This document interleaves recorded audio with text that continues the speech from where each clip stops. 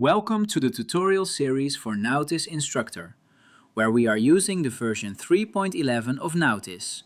We designed it to be simpler, faster, and more intuitive. And today we focus on sound signals.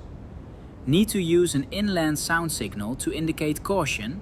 You can do it in just 3 clicks. Go to Vessels, choose the vessel you need, and select Caution from the pop-out menu.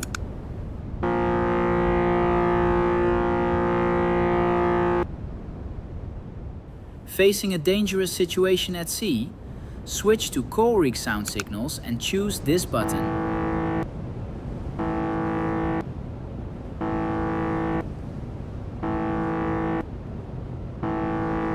With this streamlined experience, you can focus fully on delivering your best teaching. Less clicks, more teaching. Discover more tutorial videos on our YouTube channel.